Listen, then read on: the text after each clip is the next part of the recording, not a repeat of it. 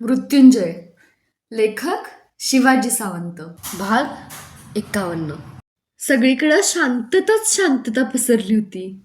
द्रौपदीनं परत आपली मान खाली घातली. स्वयंवर मांडून 2 घटका झाल्या होत्या.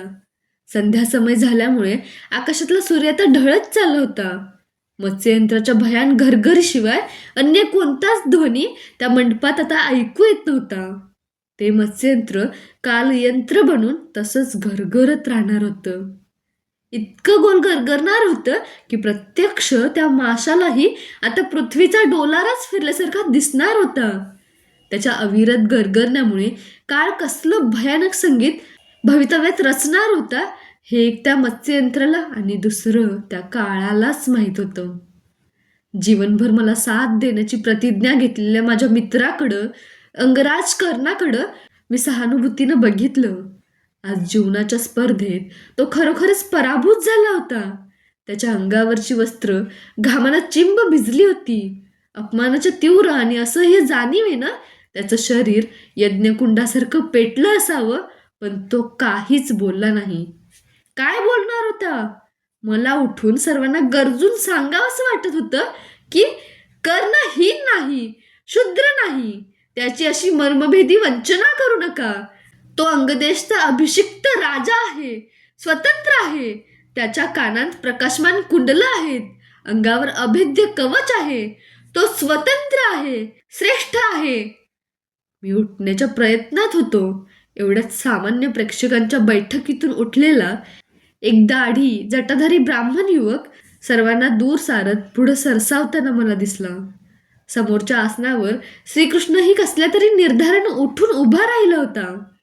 मत्स्यभेदासाठी कुणीच पुढे येत नाही हे पाहून एव्हापर्यंत शांत असलेला द्रुपदराजही कठोर शब्दात सर्वांची निर्भत्सना करू लागला. त्याचे शब्द जळजळीत होते. आज माझ्या कन्येचं पाणी ग्रहण करण्याची पात्रता या आर्यावर्तातल्या एकाही क्षत्रिय राजात नाही असंच मी मानायचं काय? एका यकच्चित लाकडी माशानं आज अखिल आर्यवर्त जिंकला असंच समजून मी माझी यज्ञदेवापासून मिळालेली ही सुगंधी सुकन्या परत यज्ञदेवाच्या रसरशीत कुंडात असहाय्यपणे लोटून द्यावी काय? आज या राष्ट्रातील क्षात्रतेज नष्टप्राय झालं आहे काय? नाही. तो दाढी जटाधारी ब्राह्मण युवक मंडपाच्या मध्यभागी येत गर्वोन्नतपणे म्हणाला. त्यानं आपल्या दाढीवर भगव्या वस्त्रांची छाटी घातली होती. सर्वांगाला भस्माची पट्टे फासल्यामुळे त्याचा रंग कोणता होता कुणालाही अचूकपणे सांगता आलं नसतं, पण त्याची बाणासारखी सरळ गतिमान चाल मात्र मला दाट परिचयाची वाटली. ती चाल अर्जुनाच्या चालीशी फारच जुळती होती. तो अर्जुन तर नसेल?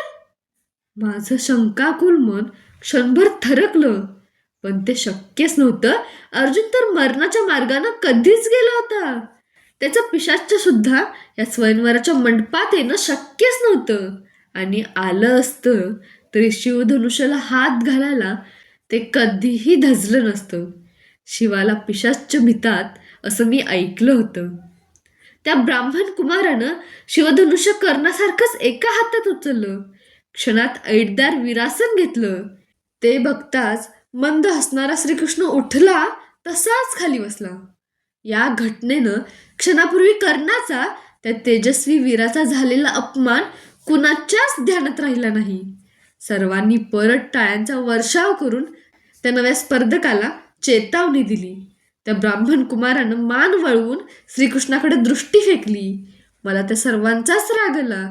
त्यानं बसा म्हटल्यानंतरच प्रथम सर्व राजे खाली बसले होते. कर्ण तर त्याच्या पायांकडे पाहत कितीतरी काळ स्वस्तच बसला होता आणि आता हा ब्राह्मण कुमारही त्या दिशेनंच पाहत होता. का? हा श्रीकृष्ण म्हणजे या सर्वांना वाटतो तरी कोण? देवांचा राजा इंद्र की सृष्टीकर्ता ब्रह्मदेव? मी माझं बैठकीचं आसन उद्वेगानं सरळ उलट दिशेला परतवून घेतलं. मला श्रीकृष्ण आणि तो ब्राह्मण कुमार व त्या मंडपातील मूर्खासारखी टाळ्या पिटणारे प्रेक्षकगण यांतलं काहीच माझ्या दृष्टीपुढं असू नये असं त्यावेळी वाटलं. आसन फिरवताच माझ्या पाठीमागच्या आसनावर बसलेला शिशुपाल माझ्या तोंडासमोर आला. तो आश्चर्याने माझ्याकडे पाहत होता. इतक्यात एक प्रचंड गदारोळ उठला. तो पहा, त्या ब्राह्मण कुमारानं मत्स्यभेद केला. गेली 2 घटनांचे कडू धागे विणणारं ते मत्स्ययंत्र आता बंद पडलं आहे. धन्य आहे तो ब्राह्मण पुत्र. कोण आहे तो? कुठला? मी सर्रकन वळून पाहिलं. तळ्याच्या काठावर तो भगवी वस्त्र घातलेला तरुण वक्ष ताणून उभा होता. त्यानं माशाचा डोळा अचूक टिपला होता. कोण होता तो? इतका वेळ स्वस्थ का होता? मी मनाच्या घोड्यावर प्रश्नांचे प्रतोद ओढू लागलो. दगडी चौथरा उतरणारी, साक्षात आकाशकन्या भासणारी द्रौपदी मान खाली घालत सलज्जपणे त्या ब्राह्मण कुमाराजवळ आली. एक क्षणभरच त्याच्याकडे पाहून हातातील धवल कमलांची वरमाला मंद हसत एकदम त्याच्या गळ्यात घातली. नेमका त्याच वेळी सूर्य अस्ताला गेला. सगळीकडे संध्याछायेची धुसर भयान छटा पसरली. स्वयंवर झालं होतं. सर्वजण परतण्यासाठी उठत होते. पण माझ्या मागून शिशुपाल दोन्ही हात उंचावून ओरडला. हे स्वयंवर आम्हाला मान्य नाही. सर्व क्षत्रिय इथं उपस्थित असताना एका संध्या करणाऱ्या ब्राह्मणानं एक क्षत्रिय कन्या वरावी हा सर्वांचाच अपमान आहे. मी तो प्राण गेला तरी कदापिही सहन करणार नाही. धरा त्या दाढीवाल्याला. त्याच्या स्फोटक गर्जनेला पणात पराभूत झालेल्या सर्वच राजांनी प्रतिसाद दिला. सर्वांनीच आपापली शस्त्र सावरली. मीही गदा उचलली. स्वयंवराच्या मंडपात क्षणाला सत्याच्या समरांगणाचं स्वरूप प्राप्त झालं. सर्वजण त्या ब्राह्मण कुमारावर धावले. तो हातातील शिवधनुष्यावर असंख्य बाण चढून ते हवेत तसे सोडू लागला. सर्वजण त्याच्या दिशेने पुढे सरकू लागले. इतक्यात एकाएकी प्रचंड झंझावातासारखा ध्वनी झाला. दुसरा एक भगवी छाटी घातलेला जणू पर्वतच असा ब्राह्मण कुमार दात ओठ खात सर्वांवर धावून आला. त्याला पाहताच माझं हृदय बंद पडतं की काय असंच मला वाटू लागलं.